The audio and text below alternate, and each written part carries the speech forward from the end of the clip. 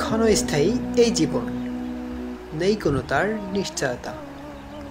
গন্তব্যহীন পথিকের ন্যায় ছুটে চলছি আমি বেহাল বেশে।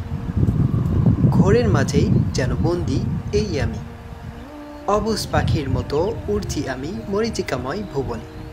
কখনো মস্তিষ্কে বিন্দুমাত্র চিন্তার অনুভূতি হয় না। হয়তো আজই আমার এ যাত্রাই শেষ। মেতে আছি কত রকমের বাহানায়, ফেরার পথ খুঁজতে গিয়েও আমি হয়েছি ব্যর্থ। কি লাভ, কোন মোহমায়ায় আটকে আছি।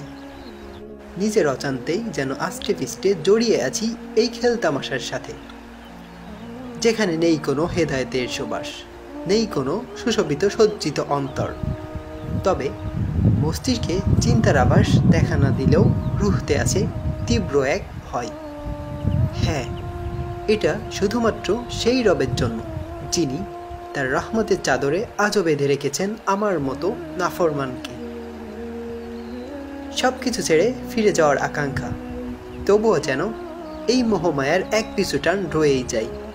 যখন মনে হয় রবের সাক্ষাতের পথ হয়তো বহুদূর, তবে রব আমাকে ডাকছেন তার রহমতের সুরে।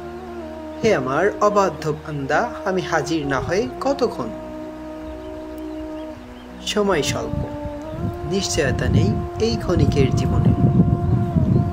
হে আমার অবাধ্য নফস, গন্তব্যহীন পথিকের নেই ছোটাছুটি না করে সেজদায় অবনত হও। বেরিয়ে এসো এই ভুবনের মোহমায়া কাটিয়ে। ক্ষণিকের এই মায়া কিছুই দিবে না তোমাকে। তবে মস্তিষ্কে চিন্তার আভাস তখন দেখা যায়, যখন মৃত্যু নামের শব্দটা তোমার দরজায় কড়া নাড়বে, যেটা হবে ভীতিকর।